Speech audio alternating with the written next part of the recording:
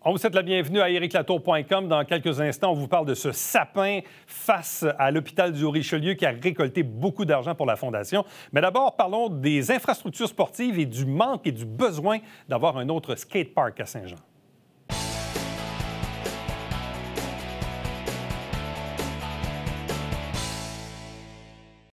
Il y a un constat qui frappe à Saint-Jean-sur-Richelieu et probablement que la dernière campagne électorale l'a mis beaucoup en lumière.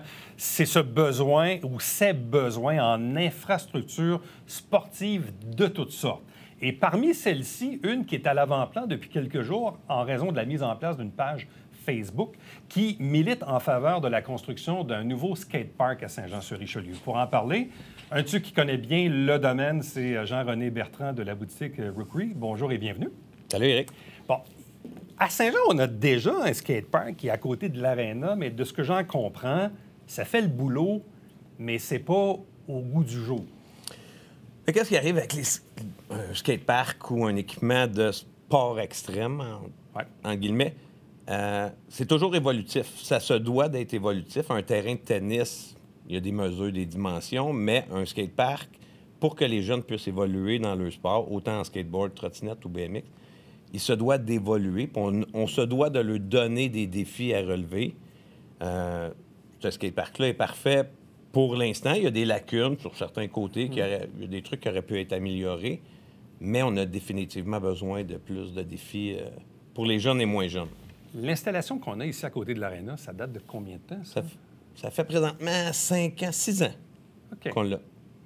Mais de ce que je comprends, il en faudrait quoi? On pourrait garder celui-là et en avoir un deuxième qui serait meilleur, plus gros? Ou est-ce qu'on peut rénover ou améliorer celui qui est déjà là? Qu'est-ce qui est le mieux, dans le fond? J'ai fait la page pour un peu regarder le pouls de la population. Puis j'ai un parent, Éric Bossé, qui m'a appelé puis qui dit « Écoute, j'ai demandé à une conseillère, la conseillère de mon quartier, puis elle m'a dit qu'il n'y avait pas de... C'était pas dans les plans de la ville. Ouais. » Fait que là, j'ai dit « OK, Éric, regarde, je vais regarder ça de mon côté. » Fait que j'ai fait la page pour ça. Mais là, on voit qu'il y a vraiment un manque pour les gens. Saint-Jean, c'est une grande ville. Puis c'est une grande ville en kilomètres carrés. Si on regarde les jeunes qui sont à Saint-Luc, moi, en tant que parent, j'aurais bien de la misère à dire à mon garçon ou à ma fille, prends ta bicyclette, rends-toi dans le vieux Saint-Jean. C'est loin un peu. C'est dangereux. Saint-Luc est divisé par des grandes artères puis des autoroutes. Fait que c'est pas friendly user. Là, Fait qu'on aurait besoin d'un skatepark à Saint-Luc, mais on aurait besoin un aussi à Iberville. Parce que malheureusement, la ville, on en avait un à Iberville. Ils l'ont enlevé sans demander à personne, puis ils l'ont jeté. Ça, c'était quoi, à côté de la polyvalente Marcel Landry? Oui, exact. À côté de la poly, à côté du pump track, il y avait une mini-rampe, puis il y avait un mini-skatepark.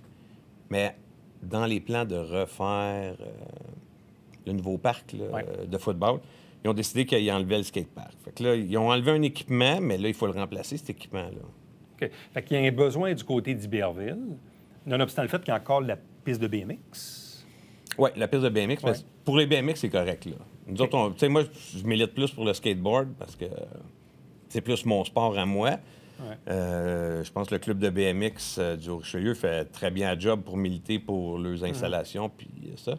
Nous autres, c'est un manque au niveau du skate. Là. Donc, besoin d'un skatepark du côté d'Iberville, probablement un aussi dans le bout du secteur, le parc Pierre-Benoît ou bref, dans le secteur Saint-Luc. Oui, exact. Pour les besoins du territoire. On ne sait pas où que ça serait le mieux parce que j'ai regardé au parc Pierre-Benoît, j'ai un problème un peu qu'il y a des résidents vraiment acculés au parc des deux côtés. Il y en a en avant, puis il y en a vraiment en arrière. Fait que là, tu te dis, OK, on va-tu aller mettre un skatepark là qui fait naturellement du bruit, avec tout ce qu'on voit, là, les résidents qui se plaignent de chaque game de balle qui se joue dans Saint-Jean ou quoi. On veut le placer à une place qui va être durable. Celui qu'on a ici dans le centre-ville est parfait pour ça. Bon. Il y a combien de jeunes, bien, je dis des jeunes, mais il peut y avoir des jeunes adultes, ou bref, il y a combien de monde qui pratiquent ce sport-là ou qui fréquentent l'installation actuelle à côté de l'aréna? Si on regarde, là, on a fait une petite évaluation, puis on a au moins là, plusieurs, peut-être 2000 personnes. Là, quand même, ah ouais? Si j'inclus les trottinettes, là.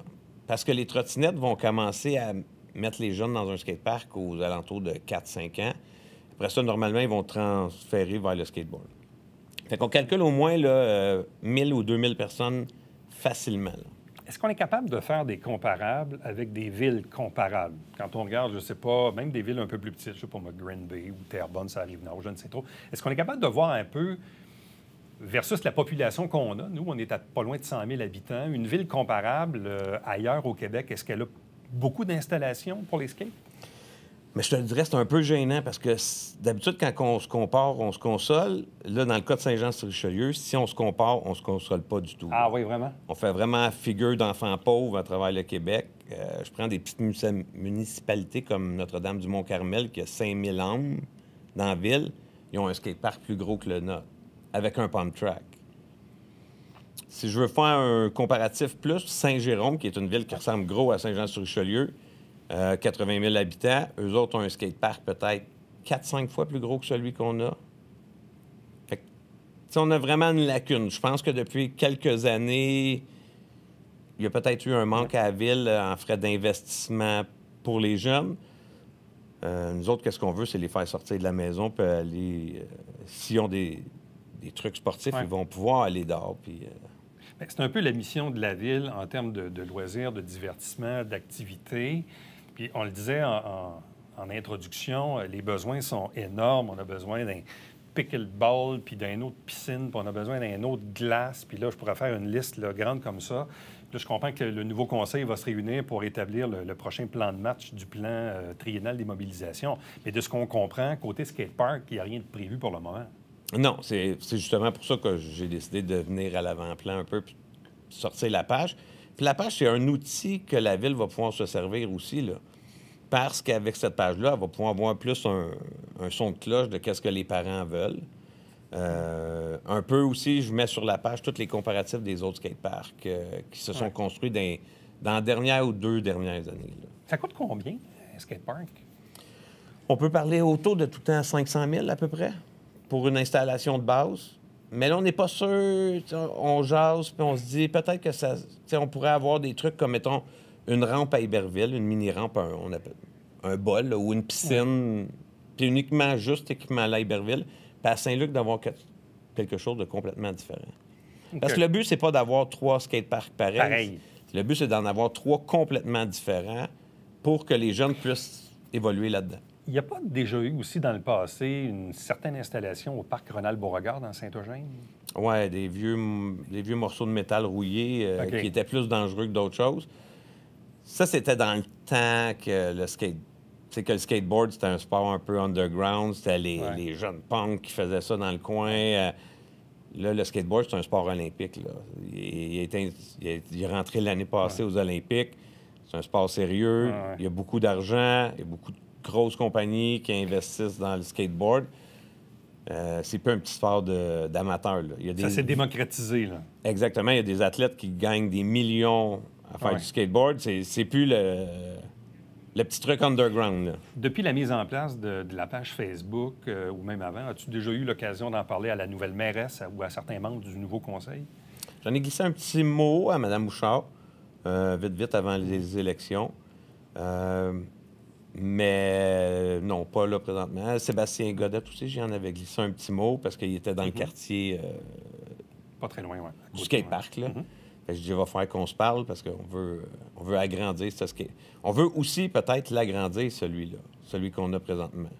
Okay. Tu sais, c'est peut-être des trucs là, qu'on regarde, OK, on met une rampe à Iberville, on met un petit truc à Saint-Luc, puis on agrandit celui-là. Nous autres, on a du fun parce qu'on l'anime tous les mercredis avec les mercredis Rouquerie. Puis c'est là qu'on voit vraiment les jeunes. Là, on ramasse entre 75 et 150 jeunes. On paye la pizza à tout le monde, ou des fois, on fait venir de la poutine, ou ma blonde va faire un gros bol de chili qu'elle va donner à tout le monde. Ça coûte rien. On nourrit tout le monde qui vient. C'est juste comme un happening, avoir du fun. Mais il y en a qui ont pensé pendant un certain temps que ce serait une mode un peu passagère. Or, on regarde ça depuis 10, 20, 30 ans. Ça n'a pas l'air de vouloir disparaître demain matin, là. Donc, ça s'est vraiment installé. Puis, bon, je prends ton propre exemple avec ta boutique, là, où tu as même déménagé, tu as agrandi. Visiblement, les affaires vont bien. Donc, il y a une clientèle. C'est installé, là. Mais nous autres, dans la dernière année, là, depuis la pandémie, je faisais justement je regardais des petits chiffres à la boutique. juste en nouveaux adeptes de skateboard, on a eu une augmentation de près de 90 %. Ah, ouais. Juste en skateboard complet, mettons. On vend un premier skateboard là, qu'on vend planche, roue, truck. Là. 90 % d'augmentation de nouveaux adeptes. Puis si on pense que c'est une mode, moi, j'ai commencé en 83. Oui, c'est ça. Ouais. Fait que ça fait presque 40 ans, là. Ça fait un petit bout que je suis dans le métier, là. Mais qu'est-ce qui te passionne autant là-dedans? Je pense que c'est juste comment que les jeunes peuvent repousser les limites, comment ils peuvent se dépasser, comment ils peuvent s'acharner sur... Des fois, on voit les jeunes qui sont sur le bord d'une bordure de trottoir ou en avant de chez eux, puis tu dis, hey, il a passé 3 heures à s'acharner, à vouloir... Le skateboard donne beaucoup de persévérance puis de patience.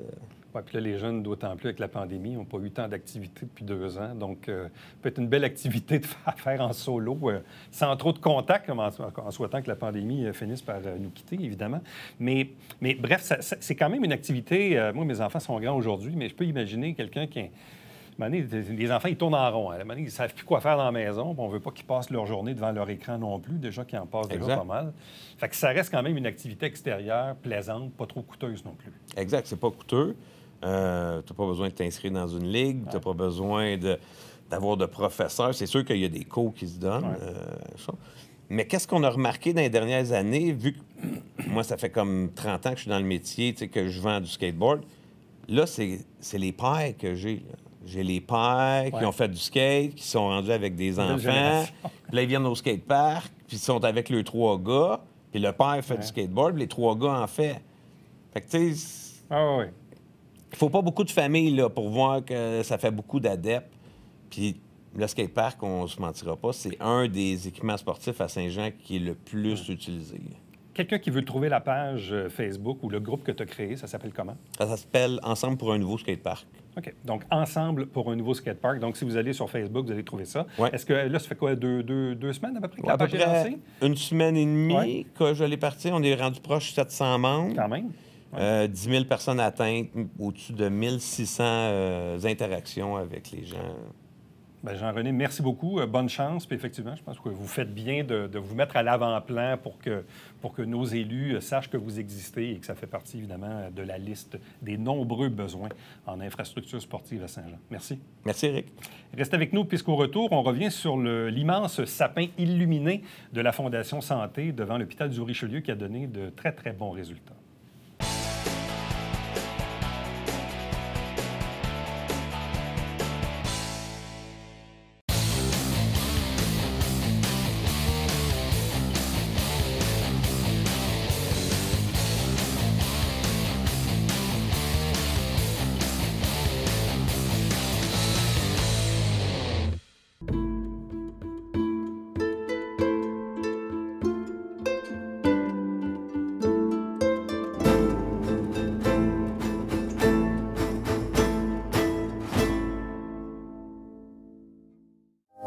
Mesdames et messieurs, bonjour et bienvenue à La Justice entre nous. Mon nom est Serge Levert.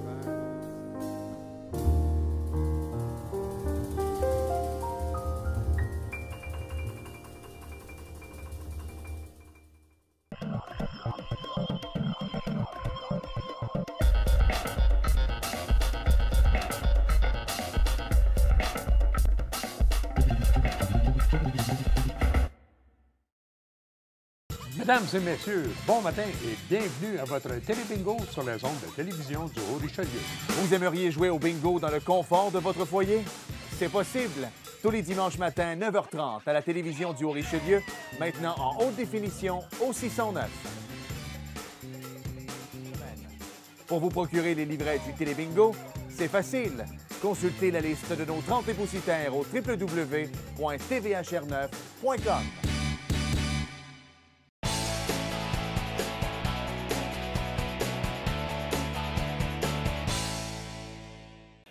Pas plus tard qu'hier, je suis passé ou repassé devant l'hôpital du Richelieu sur le boulevard du Séminaire, toujours en admirant ce magnifique sapin illuminé. D'ailleurs, je me posais la question, je ne sais pas combien de temps qu'on va le garder en avant de l'hôpital, mais bref, ça a été un beau succès. On a récolté 90 000 avec ces lumières d'hiver qu'on a vendues au profit de la Fondation Santé. On en discute pour faire le bilan avec la directrice générale de la Fondation Santé au Richelieu-Rouville, Julie Coupal. Bonjour et bienvenue. Bonjour. Le sapin, on va le garder combien de temps? Et malheureusement, il sera démonté dans les prochains jours. Donc, ce n'est pas un décor qui peut être là à l'infini pour diverses raisons, mais il aura duré quand même 3 mois. Oui. Non, mais de toute façon, moi aussi, je n'ai pas défait mes décorations de Noël et je me dois de les défaire, même si ça ne me tente pas. Mais bref, parlons un peu de l'idée de départ. Je comprends que là, évidemment, c'est la pandémie depuis près de 2 ans. Une fondation comme la vôtre vit normalement d'activités très sociales, activités bénéfices. Il faut trouver d'autres idées pour continuer d'opérer la fondation puis de récolter des sous. Bref, comment l'idée du sapin est-elle arrivée l'automne dernier? L'idée est arrivée durant la première vague de la pandémie. Là. Dans le temps des fêtes 2020, si on veut, on se disait, mon Dieu, que ça leur aurait pris quelque chose qui illuminerait le quotidien actuellement. Là. Mais évidemment, il était trop tard à ce moment-là. On ne peut pas, dans l'espace de quelques semaines, organiser la mise en place d'un sapin de cette ampleur-là. Mais c'est vraiment là qu'on s'est dit, on cherchait quelque chose qui ferait du bien. Un, que tout le monde peut contribuer. 2, qui ferait du bien au personnel de la santé. Puis, à toute la communauté qui transite proche de l'hôpital et tout ça. Donc, on voulait faire vivre cet espace-là. Donc, on a eu cette idée-là et 1 an après, on l'a réalisé puis on est vraiment content de ne pas s'être trompé. La réponse a été au-delà de ce qu'on espérait. On savait qu'on tenait quelque chose. À chaque fois qu'on en parlait à quelqu'un, tout le monde était super excité. Tout le monde avait 1000 idées, pour faire qu'est-ce qu'on pourrait faire alentour du sapin. Puis, fait que ça nous a convaincus d'aller de l'avant. On a réussi à aller chercher des partenaires qui nous assuraient un succès puis la faisabilité de la chose. Puis, on a plongé quand même tête première et on est vraiment content du succès qu'on a connu. Justement, c'était quoi vos attentes par rapport à ce projet-là? Parce que c'est un nouveau projet. C'est un projet bénéfice, mais là, c'est nouveau. On ne sait pas trop comment que ça peut rapporter. Bref, c'était quoi vos attentes par rapport à ça? On s'était mis des attentes financières plus basses que réalistes, je pense. On s'en a fait nos calculs pour, on ne sait pas, c'était 100% virtuel. On n'avait aucune idée comment que la population de Saint-Jean allait contribuer, participer. Fait que, au niveau financier, on avait mis des attentes quand même assez brasses, mais bon, s'assurer de faire un petit peu d'argent. Fait que, on s'est dit, on veut vendre 5000 lumières et tout ça. Les objectifs n'étaient pas juste... oui, évidemment, on fait une collecte de fonds, mais il y avait tous les autres objectifs qui étaient autour, d'offrir de la reconnaissance au personnel, de la lumière aux patients. Pour nous, ça, c'était tout quelque chose qui était important aussi puis qui valait la peine d'être fait. On peut imaginer, par exemple, en CHSLD, on a éliminé les CHSLD. Il n'y a pas nécessairement de collecte de fonds rattachés à ça, mais pour nous, c'était un service qu'on offrait également. C'est sûr que moi, j'avais des attentes plus élevées dans mon fort intérieur qu'on n'a pas nécessairement communiqué parce que nous, on trouvait le projet vraiment super, mais tant qu'on n'a pas testé, on ne le sait pas. Donc, finalement, on a terminé notre première année, puis c'est sûr que c'est la première de plusieurs. Là, donc, c'est 10 081 lumières qu'on a vendues à 5 $, c'est bien ça? Oui, mais là, c'est parce qu'il y a des lumières à 5 $. On vendait les lumières scintillantes à 25 $.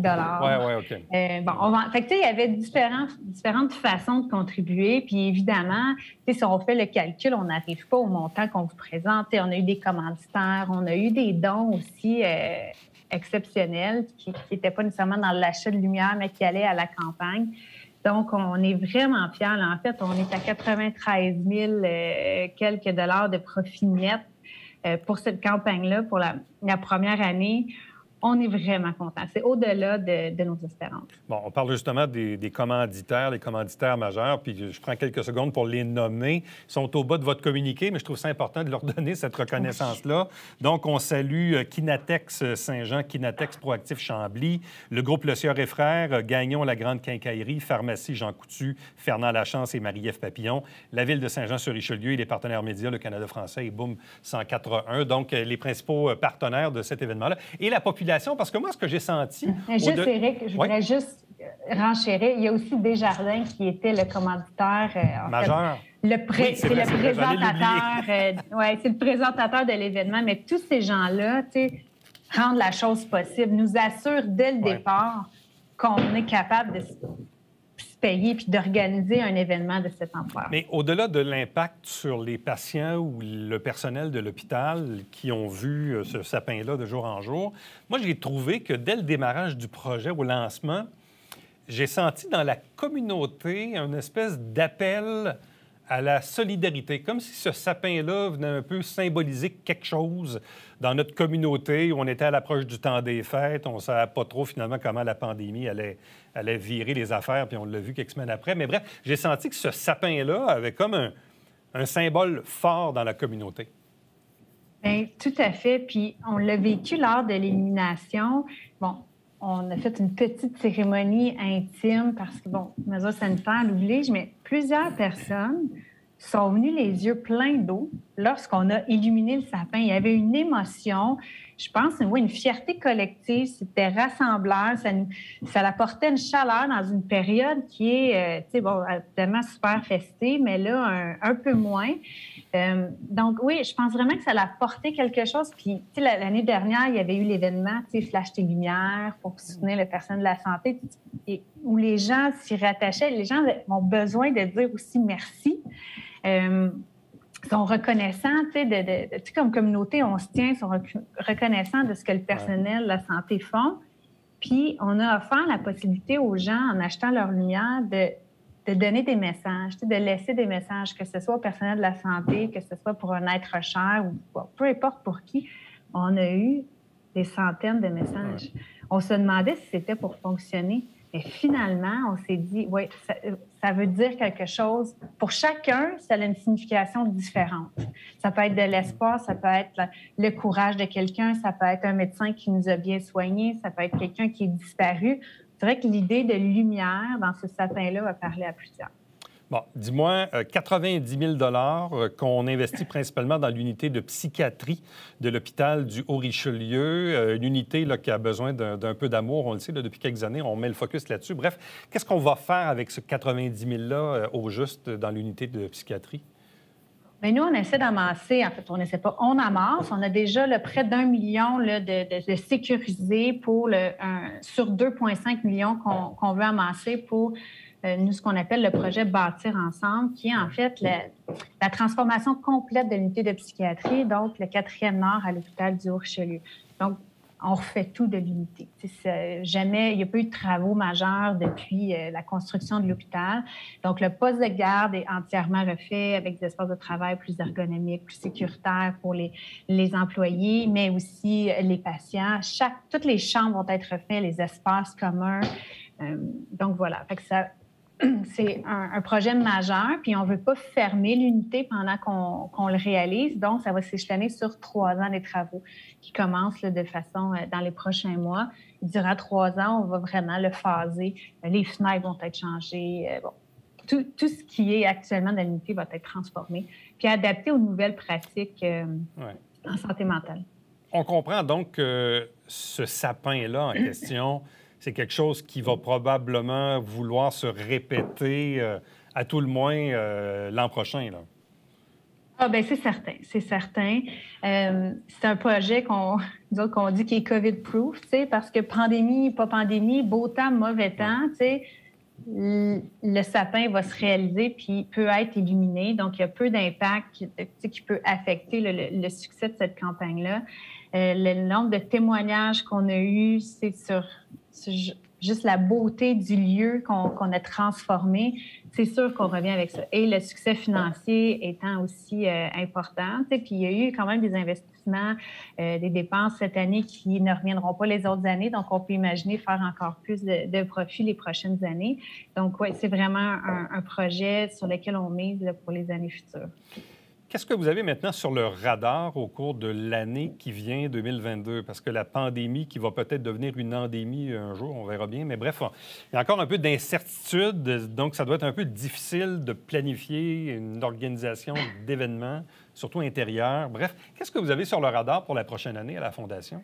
Ouais. C'est très drôle, on dirait qu'on avait eu la même conversation il y a 1 an où on se disait, bien, l'année prochaine, il n'y en aura plus. Fait qu'on est au moins point de départ. Donc, au niveau des événements, tu sais, je pense qu'on n'a pas le choix d'apprendre à vivre avec. On ne sait pas c'est c'est quand il n'y en aura plus de virus. Fait que c'est sûr qu'on ne misera pas sur les événements intérieurs cette année encore. Donc, on n'aura pas de soirée bénéfices comme on avait l'habitude de vivre au printemps. Par contre, notre tournoi de golf avait connu une année record l'année passée. On revient avec. Le défi Je bouge aussi a connu en virtuel 100 a connu un immense succès cette année. Fait qu'on on va garder une formule hybride, si on veut. Donc, on va refaire vivre notre défi. On prévoit le faire le 10 septembre. On va s'adapter aux mesures sanitaires en place, comme certains organisateurs, promoteurs de courses l'ont fait cette année. Mais on pense qu'on est bien positionné dans le calendrier pour pouvoir le tenir. On aura même des nouveautés que j'ai vraiment hâte de venir vous parler, que je ne peux pas pour le moment. Mais on a vraiment des nouveautés intéressantes pour le défi Je bouge. Puis on va garder la portion virtuelle. Les gens qui vont vouloir se créer un défi chez eux ou à leur façon d'amasser des fonds pour la Fondation, nos leaders qui avaient organisé des défis vont le refaire cette année. Donc, ça va vraiment être un défi éclaté qui va durer là, du printemps jusqu'à l'automne. Ensuite, on espère que le spectacle d'humour va être de retour également. Et à la fin de l'année, on va terminer en beauté avec le sapin, la campagne Lumière d'hiver. Julie Coupal, merci beaucoup. Félicitations encore une fois à toute l'équipe pour cette merveilleuse idée. Donc, plus de 10 000 lumières vendues, 90 000 de recueillis avec ces lumières d'hiver dans le sapin face à l'hôpital du Richelieu au profit de la Fondation Santé et principalement de l'unité de psychiatrie. Donc, bonne chance, évidemment, pour la suite. Et bravo aux commanditaires et notamment à Desjardins qui était le commanditaire principal de l'événement. Merci. Merci beaucoup de l'invitation, Éric. À bientôt. Restez avec nous. On vous revient après ceci.